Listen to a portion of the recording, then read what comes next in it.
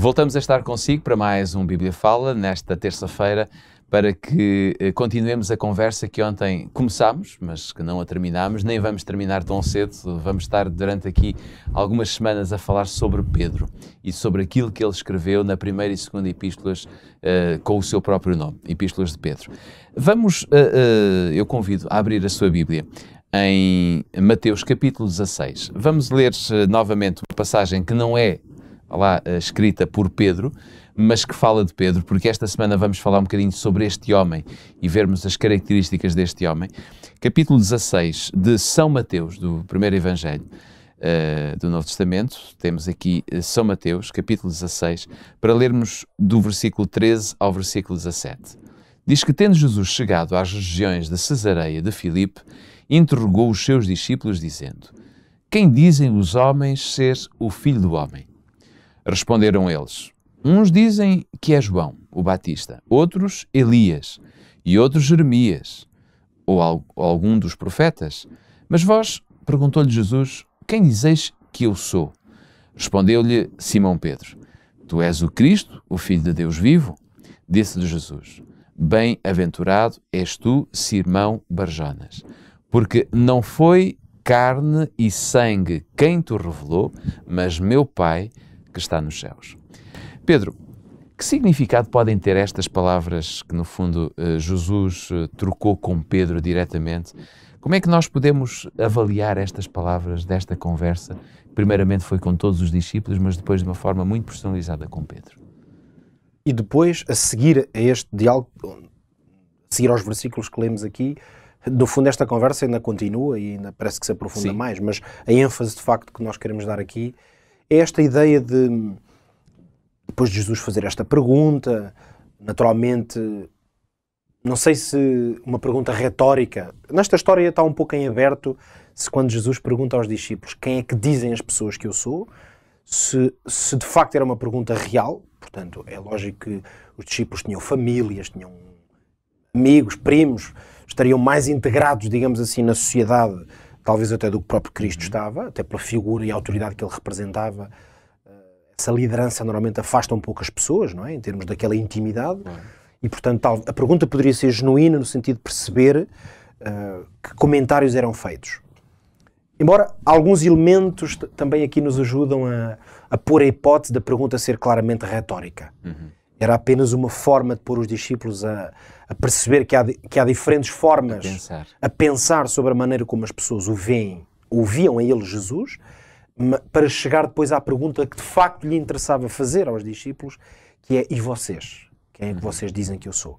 Foi como se a primeira pergunta fosse para os fazer refletir sobre o tema e os levar a uma conclusão muito mais importante do que o que os outros pensam, é o que vocês pensam. E aqui vemos que Pedro antecipou-se a todos eles. É aqui que Pedro vai revelar essa sua natureza, claro, de uma certa impetuosidade. Pedro tinha muito esses ataques, digamos, repentinos. Não é? De responder à frente dos outros. Esta história, tal como tantas outras, e na outra que falávamos, é evidente que todas elas, de alguma maneira, nos revelam um pouquinho talvez de um certo carisma, uma certa liderança, por assim dizer, que Pedro tivesse na sua natureza, mas a ênfase principal que vamos aqui dar no nosso comentário está no conteúdo propriamente do que Pedro disse. Ao Pedro ter reconhecido Jesus como sendo efetivamente o Cristo, e esse termo ele tem muito significado, é o Messias, é o ungido, é aquele que foi escolhido por Deus. Ao ter reconhecido Cristo como o Filho de Deus, realmente Pedro revela aqui uma compreensão, e lembremos que estamos ainda numa fase muito inicial, embrionária até quase, do companheirismo entre Jesus e os discípulos, não é? E portanto isto significa que Pedro já revelava neste momento uma capacidade interessante de compreender a essência da natureza de Cristo. A resposta de Cristo, ao lhe dizer: não foi a carne e o sangue que te revelaram, que é o mesmo que dizer, isso não foi uma ideia que vem meramente de ti, não é um pensamento humano, é alguma coisa de tão profunda, tão espiritual e tão verdadeira, que foi Deus que te revelou e te comunicou. Neste sentido, hoje eu penso que nós podemos nesta história encontrar uma característica muito importante em Pedro. um homem sensível à voz de Deus. Porque Jesus reconheceu-o como alguém a quem Deus conseguiu inspirar esta grande verdade.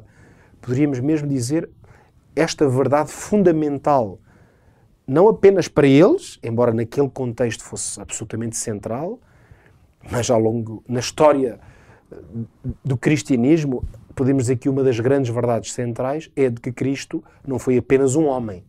Tratava-se de Deus em carne. Por isso ele era o Filho de Deus. Mas é interessante notar que Jesus perguntou-lhes, a pergunta concretamente é quem dizem as pessoas que é o Filho do Homem.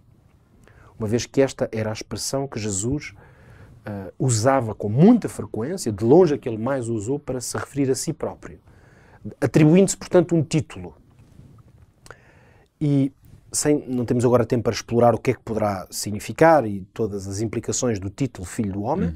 Vamos apenas assumir isto. Jesus atribuiu-se este título e nota que há esta dinâmica interessante, que a resposta que Pedro vai dar, ele vai atribuir-lhe outro. Sim. E é Filho de Deus. É como se entre a afirmação de Cristo e a resposta de Pedro fica uma imagem completa de quem é Jesus Cristo, porque efetivamente o que define Jesus Cristo como pessoa e até a natureza de Cristo, um tema teologicamente muito debatido, acaba por ser o facto de ele ser ao mesmo tempo Filho do Homem e Filho de Deus. Então, eu acho muito interessante que a resposta, a reflexão de Pedro, aliada à colocação de Jesus Cristo, dão esta visão completa de Cristo. Ele é, de facto, o Filho do Homem, ele também é o Filho de Deus.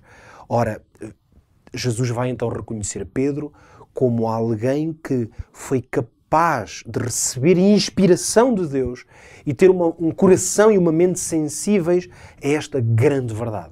E Pedro aqui ainda não estava, digamos que, burilado, podíamos dizer assim, face ao seu traço de caráter, à sua personalidade, àquilo que tinha sido a sua escola até ali, não é?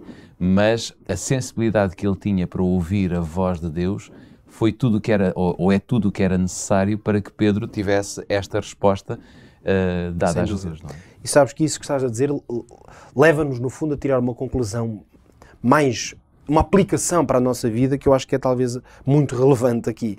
É que, de facto, nós não podemos estar à espera de atingir uma espécie de perfeição, seja moral, seja de comportamento, seja algum tipo de santidade, para então podermos ouvir a voz de Deus. Porque Deus comunica-se de muitas formas, como diz a Carta aos Hebreus, de muitas maneiras, a todos os homens e mulheres, às crianças e aos jovens, e Deus muitas vezes está a tentar comunicar connosco, especialmente através da voz do seu Espírito Santo, mesmo quando nós ainda na nossa vida estamos ou com muitas coisas por mudar, ou ainda até num estágio inicial da nossa caminhada com Deus.